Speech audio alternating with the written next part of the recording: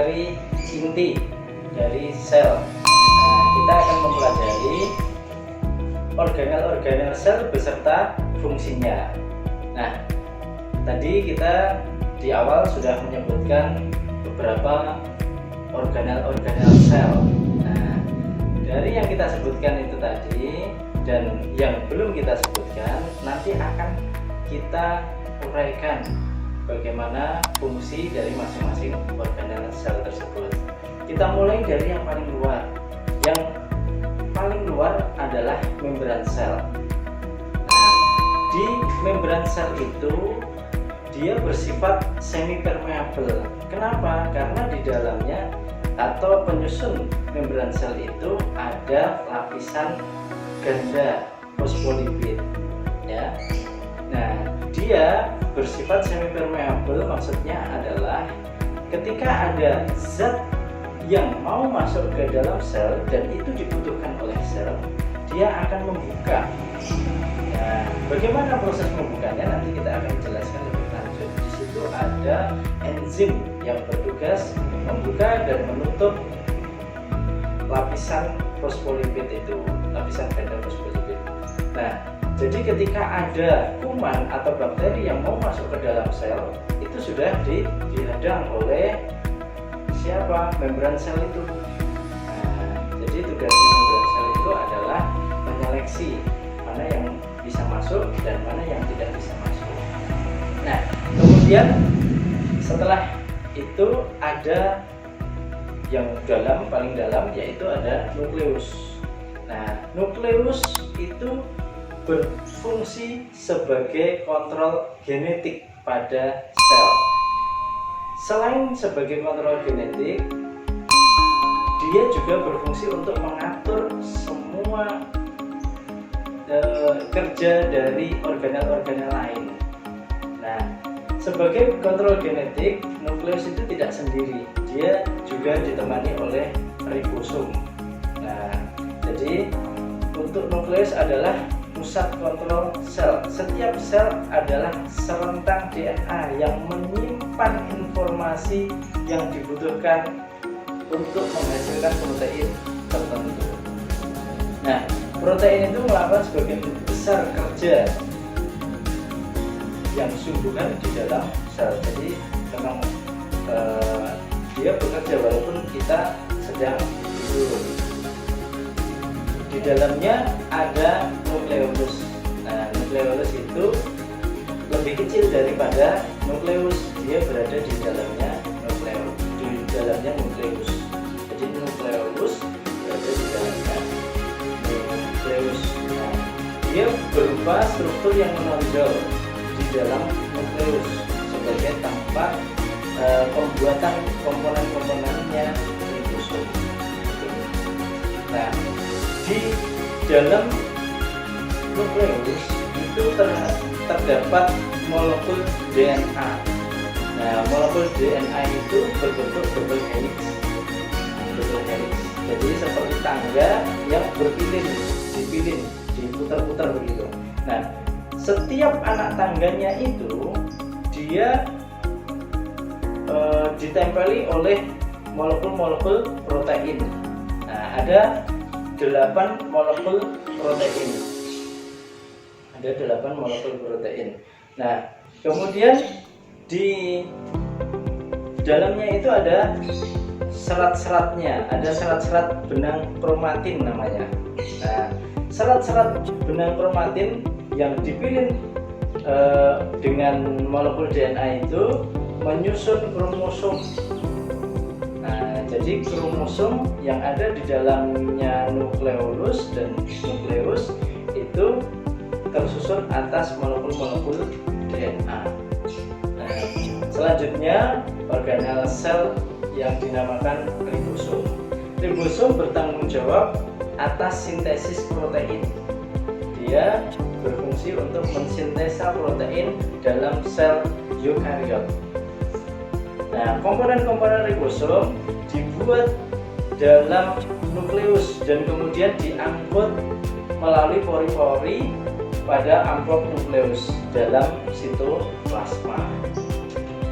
Nah, walaupun identik secara struktur, sejumlah ribosom tersuspensi ke dalam sitosol membuat protein-protein yang tetap berada di dalam cairan sel. Nah, berikutnya ada retikulum endoplasma. Retikulum endoplasma adalah salah satu fasilitas produksi utama di dalam sel.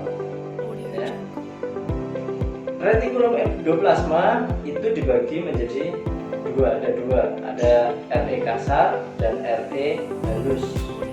Nah, dia berfungsi untuk menghasilkan banyak sekali jenis molekul. Dia terhubung dengan amplop nukleus dan terdiri atas RE kasar dan RE halus yang saling terhubung namun memiliki dan fungsi yang berbeda. Jadi dia bentuk dan fungsinya, strukturnya berbeda. Nah, RE kasar itu mengacu pada ribosom yang tertanam pada membrannya. Nah, RE membuat lebih banyak lagi membran-membran.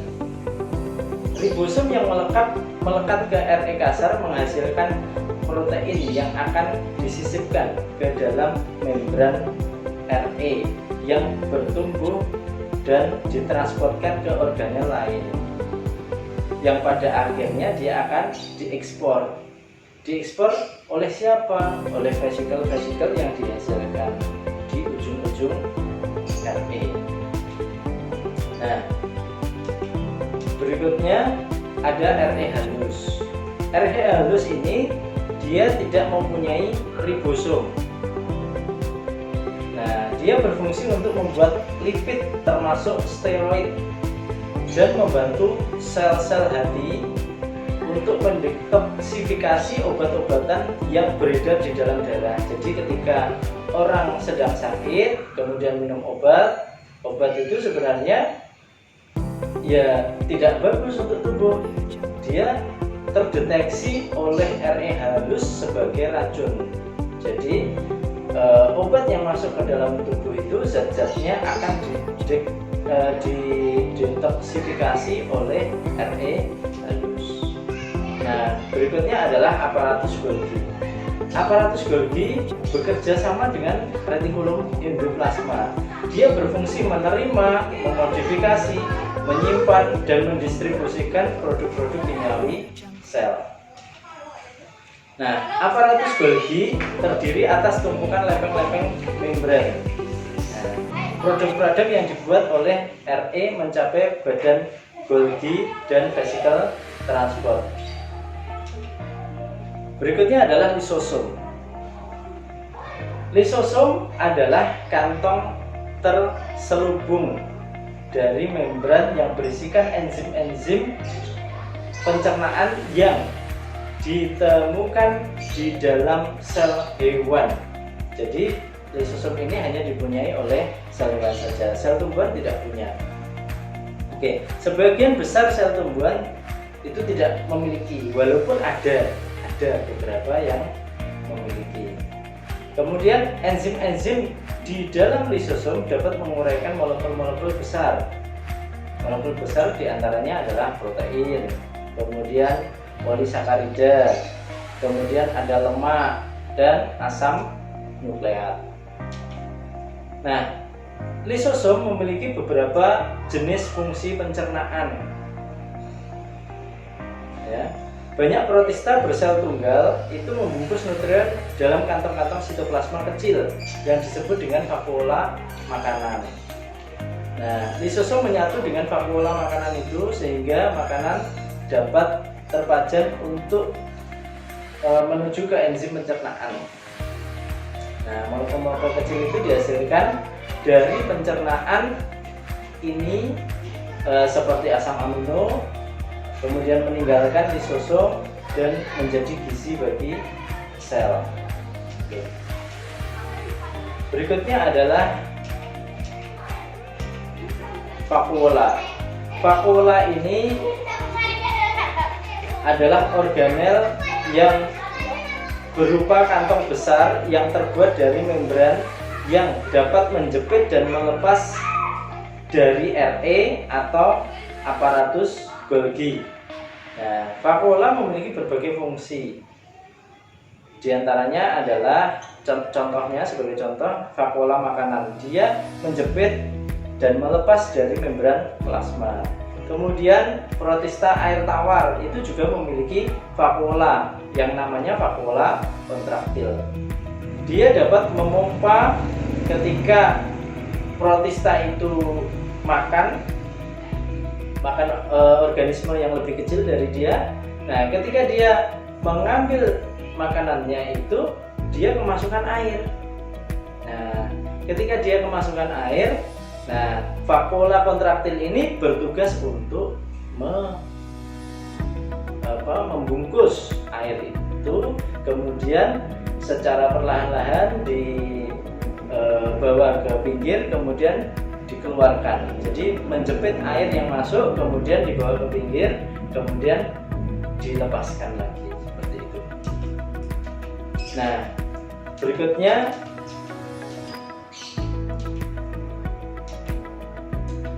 adalah kloroplas. Kloroplas ini hanya dimiliki oleh tumbuhan. Hanya tumbuhan yang memiliki kloroplas. Nah, kloroplas berfungsi untuk melakukan fotosintesis. Jadi sebagian besar makhluk hidup memanfaatkan energi yang disediakan dalam atau melalui proses fotosintesis.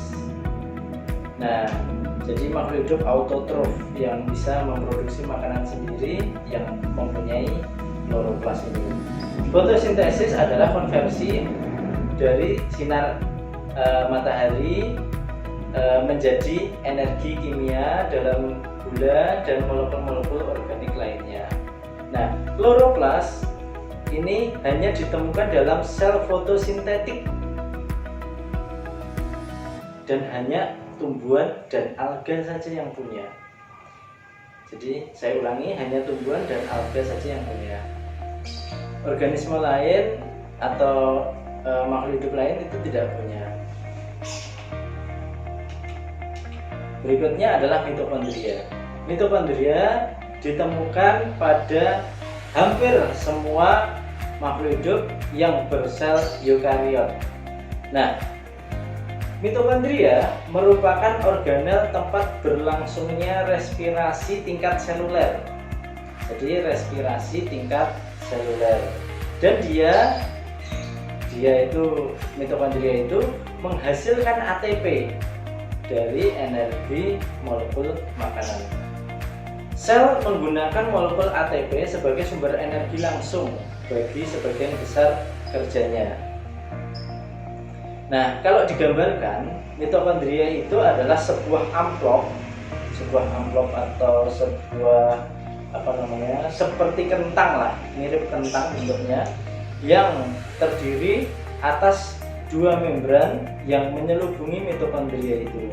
Sementara membran sebelah dalam itu menyelubungi cairan kental yang disebut dengan matriks mitokondria.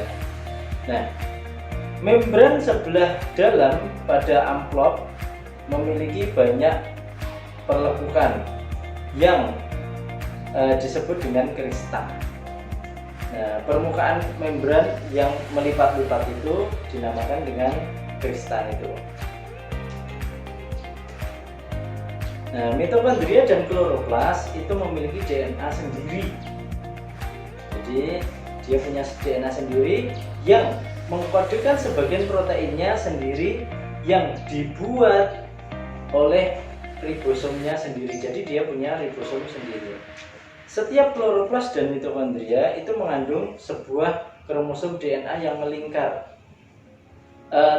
tunggal dan menyerupai kromosom prokariota, dan dapat bertumbuh dan membelah menjadi dua. Baik, demikian materi yang telah saya sampaikan tadi mengenai organel-organel sel beserta fungsinya. Nanti jika ada yang mau ditanyakan, silahkan ketik di kolom komentar di bawah ini.